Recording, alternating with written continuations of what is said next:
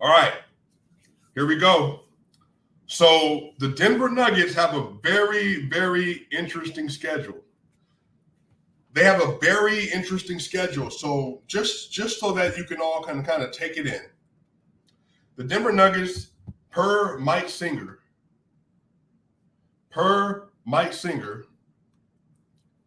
they will have 28. The Denver Nuggets are going to have 28 nationally televised games. Per Mike Singer, 28 nationally televised games. They're going to have 8 games on ESPN. They're going to have 7 games on TNT. And they're going to have 12 games on NBA TV. So if you just want to take those games out, they have 16 nationally televised games on ESPN and TNT. But I'm willing to bet, I'm actually legitimately willing to bet that if the Denver Nuggets start this season the way they can, and by the time you get to that midseason, there's going to be a lot of games that are being flexed to watch the Denver Nuggets play if they're fully healthy, if Jokic is the MVP player that he always continues to look like, and then he continues to elevate his game. Jamal Murray's healthy, Porter. Y'all, we got video, by the way, of Jamal Murray this morning playing basketball, running around, cutting, stepping back, shooting. It looked elite. We have video of Michael Porter Jr. in a Rico Hines run with Pascal Siakam, Steph Curry, and Trae Young. Dog, there's so much basketball being played, and right now we have the back-to-back MVP playing in the EuroLeague. You got the Michael Porter Jr. coming off back surgery, 100% healthy, playing against Pascal with Steph and Trae. And then you got Jamal Murray in the wreck, literally running around, hitting step-back threes, all kind of stuff. Yo, I'm telling you, man, everybody healthy, about to be a problem. Line them up, about to be a problem. All right, get back to this. So they got 16 nationally televised games and then 28 nationally televised games, including NBA TV. But check this out. 17, and then this is from Adam Mares, DNVR. 17 of the first 28 games, though, are on the road. 17 of the first 28 games are on the road. That's a lot. That's a lot. Now, when I heard this, my mind went to a place of, man, well, maybe I'm going to bring this up and I'll bring it back. Maybe the NBA is trying to load up the back half of the schedule for the Nuggets. That way, the last several games, they're going to have a lot of home games to close the year. Maybe they're going to have a homestand to close the year. That's going to have real implications for seeding. But that's actually not how it turned out. So if we go back to the schedule, they actually have 10 of the last 19 games. 10 of the last 19 games that they're playing are going to be on the road. 10 of the last 19 games that they're playing are on the road. Now, that's not terrible. It's almost 50%. But what makes this unique is, and again, this is from Matt Moore from Action Network. He specified that the reason that it looks like this is because the Nuggets have a really soft middle of their schedule. Maybe not soft, an easier middle of their schedule. Per Matt Moore, Denver has the easiest strength of schedule, factoring in rest and travel per Precidual. Precidual is a Twitter handle, is a website that does a lot of analytics, a lot of data gathering. It puts all the information together to show you what the schedules look like, how difficult the schedules are, rest factors, all that other stuff. Denver has the easiest strength of schedule, factoring in rest and travel. In the top 5 best schedules factoring rest and travel are the Denver Nuggets, the Utah Jazz, the Minnesota Timberwolves, the Atlanta Hawks, and the Milwaukee Bucks. And also from Matt Moore, the Denver Nuggets only have 2 back-to-backs in October, November, and December combined. So in October, the beginning of the season, November and December. So this is when Jamal Murray and Michael Porter Jr. are hopefully, again, Lord willing, everybody's healthy. They're getting their groove back. They're getting locked in. That means by the time they get to January, they have only had 2 back-to-backs in 3 months. And on top of that, I believe that the Nuggets only have 9 back-to-backs total. Only 9 back-to-backs total on their schedule as a whole. So all that is actually really good news. And it really shapes out to really be beneficial to the Denver Nuggets in the long run. So here we are. They're going to open the season off against the Utah Jazz. So here's the thing about this. I don't know if Donovan Mitchell's going to be on the Utah Jazz. I don't know if you've seen this. You can look at Tony Jones from The Athletic. I thought this thing was freaking hilarious. I think during the rivalry week, during the NBA rivalry week, I believe that the Utah Jazz are scheduled to play versus the New York Knicks. Wait a minute. What? It looks like they're scheduled to play against the New York Knicks. So here it is from Tony Jones. The Jazz have 4 nationally televised games. 3 are on NBA TV. The 4th is a home game against the New York Knicks on TNT. Clearly, the league expects Donovan Mitchell to be wearing blue and orange that night. Y'all, what are we doing? The NBA's been pushing an agenda. I don't know if you've seen this. The NBA scheduled an early season game versus Paolo Banchero and DeJounte Murray because of the Pro-Am incident that happened recently. The NBA has a Christmas game with the Memphis Grizzlies are playing against the Golden State Warriors. Y'all, if you didn't know this, the NBA likes to push agendas. You got Paolo Banchero versus DeJounte Murray. You have the Memphis Grizzlies versus the Golden State Warriors. You got the Phoenix Suns and the Denver Nuggets playing each other on Christmas. Plenty of storylines. MVP was swept without his second best player on the court. Then you got the Devin Booker versus Jamal Murray factor. And then the fact their fan bases do not like each other. Now, it's not actually like, violence. It's not like people are actually angry at each other. It's all basketball beef. But nonetheless, if you look on Twitter, those fan bases don't get along with each other. Again, I've never done anything to the Phoenix Suns fan base. I don't know why they wouldn't like me. I just think that Jamal Murray and Devin Booker are on the same tier. Is that so wrong? Is that so crazy? I don't think so. I personally don't think so, but obviously they do. So here's the thing. The NBA is tracking all of the beef that's happening around the NBA on Twitter. And it seems as if they have an agenda that they're pushing. It seems as if they have an agenda that they're pushing. By the way, I'm going to show y'all this. I don't know if I got a chance to show you this before, but I made this graphic about a week ago, actually. And it's funny because Jaylen Brown actually ended up liking it. But this is, I put a tier list out, right? All I did, I put a tier list out. And it really is not that crazy. All I said is that I think that Donovan Mitchell, Shai Gilgeous-Alexander, Devin Booker, Jaylen Brown, and Jamal Murray are all in the same tier on the basketball court. That's my argument. I think, again, take out if you just say just on the court, playoffs, you put the regular season together, I think that these 5 players are all in the similar tier together. I put SGA here. I think SGA hadn't had a chance to prove himself in the playoff, but I think SGA deserved to be here. That if he was on a contending team or a very good team, I think he would have been there. And I think people would be able to watch him more regularly. But anyway, I don't want to share that for too long, but I put that out. Phoenix fans and other people who had something they felt about it, which I thought was crazy because it's just, again, if you look at Jamal Murray versus the Phoenix Suns versus Devin Booker, it's been pretty clear. So nonetheless, let's get back to the schedule. All right. So here we are. The Denver Nuggets are opening at Utah. Then they're going to Golden State. And then they have a back-to-back versus the Oklahoma City Thunder. Then they have a back-to-back versus the Oklahoma City Thunder. I'm trying to get this in view so y'all can read it. So here's the thing. This kind of is an interesting situation because I know Jamal Murray is going to be on a minute restriction to start the season. So with this, is he going to play in Utah, which again is the opening game? I fully expect for him to play that game. But then they go to Golden State. At Golden State, where he tore his ACL in the first place. And then remember, Will Barton got hurt there as well. Remember, I think Monte Morris got nicked up there.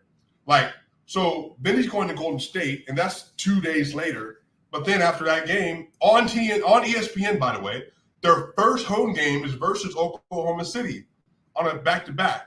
So I think a part of this is also what exactly do the Denver Nuggets do here? What does Michael Malone do? Are they just going to say that, hey, you're going to play both of those games on the back-to-backs because we need you versus Golden State. We want to see you versus elite competition in an away game. Or do they hold them out and say that, look, we don't want to play you 2 games in a row. You don't need to play on the home stretch of the back-to-back. We want to give you a chance to play at home, and that way you can kind of get it out your system, all that other stuff. That's going to be really interesting to see. It's going to be really interesting to see. I think that if I was the Denver Nuggets, I would probably play Jamal Murray all 3 of those games. But what I would do is just have him, again, it'd be on a minutes restriction. That'd be pretty tight. So I wouldn't play him any more than 20 minutes, 22 minutes or so versus the Golden State Warriors. I think, again, if I'm doing it, I'm probably doing like maybe 6 minutes in the fourth quarter. If you want to push it to 24, 6 minutes in the fourth quarter, 6 minutes in the third quarter, 6 minutes in the second, and 6 minutes in the first. Or if you want to do 5 minutes in the first quarter, you want to do 6 minutes in the second quarter, 5 minutes in the third quarter, and 6 minutes in the fourth quarter. That way you're keeping it around 22 minutes. If you want to do it that way, I think that actually would be good as well. You don't want to overdo it. So I would actually keep it very low. I want to see him play really well versus the Golden State Warriors. But again, we're not looking for matchup advantages the second game of the year versus Golden State. Now, I think, again, that the Golden State Warriors, the Denver Nuggets, and the Los Angeles Clippers are the 3 best teams in the Western Conference. And 3 of the 6 best teams in the NBA, maybe higher, maybe 3 of the 5 best teams in the NBA. But I would like to see him get some minutes against elite competition to see what he does versus Steph Curry and just let him get his groove back. Now, the Utah game, again, I'm probably not playing him more than 20, 24 minutes, period. But he has a day of rest after that. You just want to make sure he feels comfortable, make sure he's confident landing. Again, if you look at the video today, maybe I can pull it up, but this system be glitching sometimes, so the video feed can go in and out. But I really think that game would be really good to watch, to see him play against the Utah Jazz. And you know what I might do? I actually might post Jamal Murray workout video to the channel. That way you all can see it. Oh, by the way, if you're here, hit the like button, please. Hit the like button, hit the subscribe button. By the way, right now, where you are, wherever you may be, hit the like button. Hit the subscribe button. There's 43 people in here right now. I know I don't do live streams a lot, so I'll continue to let y'all know when they're coming. That way we can build up the community because we're going to do a live stream a lot this upcoming year. So hit the like button, please. Hit the subscribe button. We're almost at 10K. We're almost there. Hey, let me know. By the way, let me know in the chat. Let me know on Twitter if you're watching it. Do you like the new graphic format? I'm trying to make new thumbnails for you all as well. So let me know. Do you like those things? Anyway, I'll see if I can post a Jamal Murray and maybe even a Michael Porter Jr. video to my channel a little bit later. So we'll let you know. So I would play him versus Golden State. I'll keep the minutes low. I would definitely play him versus the Oklahoma City Thunder. That game is going to be massive to watch him come back and play in that game. And he's going to be in front of the hometown for the first time since April 2021. That's going to be incredible. It's going to be an incredible game. So then after that, they have the Portland Trailblazers at the Portland Trailblazers. They then have 2 days off. They'll play against the Los Angeles Lakers on ESPN because, of course, the play-in team, the prospective play-in team, Los Angeles Lakers, has to be on ESPN. And then they'll have another couple of days off. They'll play against Utah again in Denver, and then they'll play at LA. So here's the thing. That Golden State game, the big games in this early stretch of the schedule, the Golden State game is going to be huge because obviously it's Golden State. The OKC game is going to be huge because, again, that's the first home game for the Denver Nuggets fully healthy, which, again, is not on television, which is interesting. And then that Portland game is going to be interesting because, again, Portland's going to have Damian Lillard back. They're going to have Gary Payton II. Anthony Simons is on a 4-year, $100 million overall deal, $25 million a year. They're going to have Jeremy Grant. They're going to have Yusuf Nurkic. They're going to have a good squad, and Nassir Little as well. So that's going to be a good game, great division game. Then they play against the LA Lakers, and then they play against Utah again and again, and then they got the LA Lakers again. So just in this stretch, I'm going to predict 1-0 against Utah. Let's say 1-1 versus Golden State because of the early situation. Michael Porter Jr., Jamal Murray, first couple of games back, we don't know. 2-1, Oklahoma City Thunder. 3-1 versus the Portland Trailblazers. 4-1 versus the LA Lakers. 5-1 versus Utah, potentially without Donovan Mitchell. And I'm going to say even 6-1 against the LA Lakers. So the Denver Nuggets in the first 7 games of the year could be 6-1. Now, let me know what you think in the comment section. Let me know what you think in the comment section. Do you think that the Denver Nuggets could be 6-1 in the first 7 games of the season? I think it's very, very possible for them. Now, here's the thing. They have the easiest schedule per some outlets and some metrics. So if they're 6-1, hopefully after the first 7 games, they're at OKC again, which again, hopefully they can get that win. That's 7-1. Then they're playing San Antonio at home. That's 8-1. And then they're away on a 4-game away stand versus San Antonio, Indiana, and Chicago. Well, Indiana, Boston, and Chicago. So they're 8-1 after San Antonio. I want to say they're going to lose at San Antonio. Then they're going to drop that game. It's 8-2. And then I want to say they lose at Boston. So they beat Indiana. So then that's going to be, let me write this down. Make sure I'm tracking this correctly because I put some of this in my notes. Let me see here. So they're going to be hopefully 8-1 before the homestand, the away stand. And then they're going to play at San Antonio, then at Indiana, at Boston. I want to say there's a possibility they go 2-2 here. So they beat Indiana and they beat Chicago, but they lose to Boston and lose to San Antonio. So that's not bad. That wouldn't be bad at all. So then they'd be sitting at about 10-3. They'd be sitting about 10-3 after the first 13 games of the year. And then they play New York at home, which again, they're going to watch New York. Then they play in 2 games at Dallas. Let's say they split that as well. So that means they'll have 1 in New York and they'll win 1 at Dallas. That will put them at 12-4 through 16 games. And then let me clear myself out of here so you all can see this. Then they play Detroit. I'm going to say that's a win at Detroit. That's 13 wins. And then they have at Oklahoma City and then at the LA Clippers. Now, here's the interesting thing. I think they could lose to Oklahoma City if they drop another game. Or no, let's go full positive here. Let's go full positive. They're not going to drop that. So they beat Oklahoma City. That's 14 wins. They're sitting at 14-4. Now they're at the Clippers.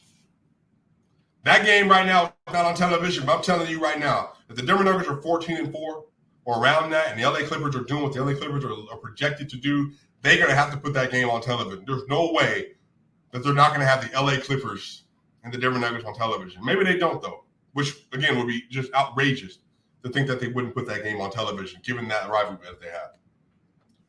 So let's say that game, they play the LA Clippers. I'm going to give the Nuggets a win because I think that the Denver Nuggets have an opportunity there to make a point. Everybody's fully healthy again. Kawhi Leonard coming back from the ACL injury. Jamal Murray back from an ACL injury. Michael Porter Jr. back from a back injury. Y'all remember what the Denver Nuggets did to the Clippers when they had a fully healthy roster, and then the Clippers had a fully healthy roster. April 2020 and 2021, what happened? April 2021, the Denver Nuggets put hands on the Clippers. I think they're going to do it again. So let's say they beat the Clippers. It's 15-4. They beat Houston twice. That's 17-4. So there's a possibility, y'all. And again, this is optimal schedule. Optimal, meaning best scenario.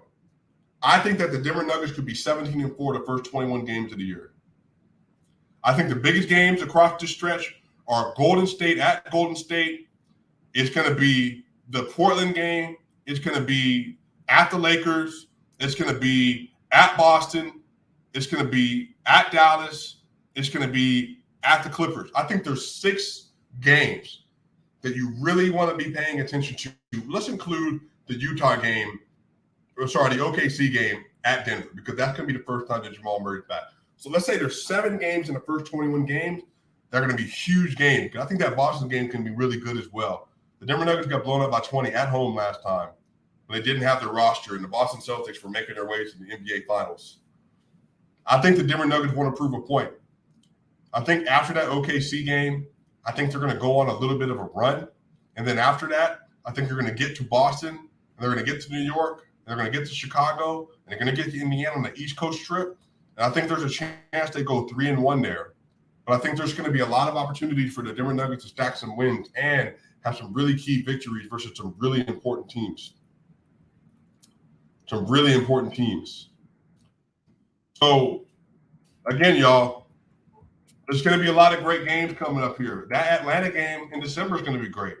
They're going to get a chance to face DeJounte Murray and Trae Young and DeAndre Hunter and John Collins. Great opportunity for a great game. And then they're going to have an opportunity to play against the New Orleans Pelicans, the revamped New Orleans Pelicans. And then they're playing Dallas. And something to note here, you all, I don't know if y'all saw this. They have 1, 2, 3 games. 3 games versus Dallas in the first, I think, 24 games of the year. That's huge for standing purposes.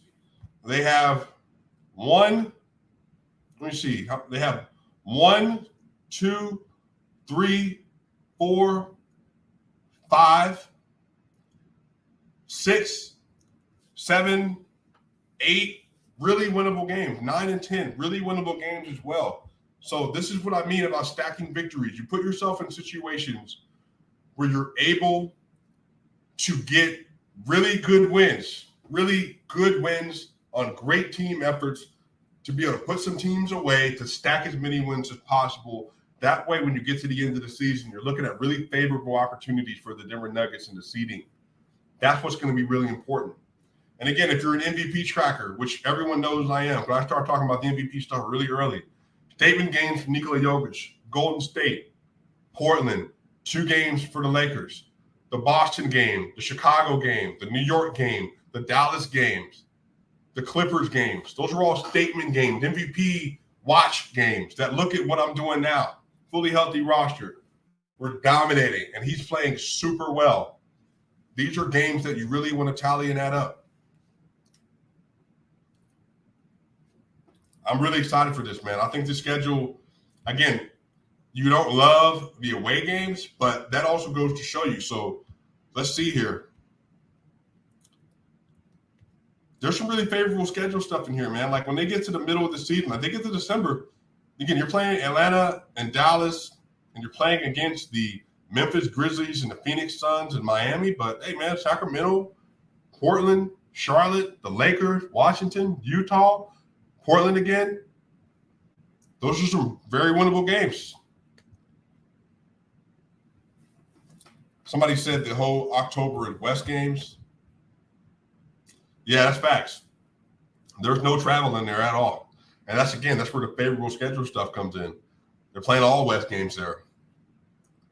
So there's some really, really key games here, man. And then even as you get to the end of the season and you're fighting for seeding, they're playing against Memphis, they're playing against Toronto and Chicago, all 3 of those games at home. They got San Antonio, tanking, Brooklyn, Kevin Durant, Kyrie may not be there. They got at Toronto again, at Detroit, at New York, at Brooklyn, at Washington. So look, if they go on this stretch, that's very winnable games there. And then they got Milwaukee, Philly, and New Orleans all at home. And then they're at Phoenix. That's actually going to be a really brutal stretch right here. But that would be a lot of fun. They're going to play Milwaukee, Philly, New Orleans, Phoenix, and Golden State. And they're going to play 4 of those games at home. That's actually going to be real dope. I'm going to love watching that. I love watching great teams play against each other. So I think it's going to be great all the way around, you all. I'm going to make a schedule prediction. Not today. I'm going to make it I want to do a little bit more deep diving into this. I want to do a lot of deep diving into this, and I want to look at all the matchups. So, again, I'm going to say this, man. I do think the possibility for 58-plus wins is there. Right now, for instance, if I say they can go 17-4 to start the year, well, then that hopefully would mean that by the time you get to mid-season and they're 41 games in, the Denver Nuggets are hopefully looking at 31-10.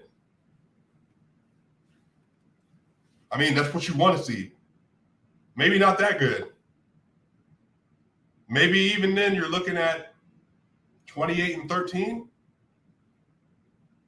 That's how you set yourself up for success. That's how you set yourself up for success, by stacking a lot of these wins and doing what you need to do.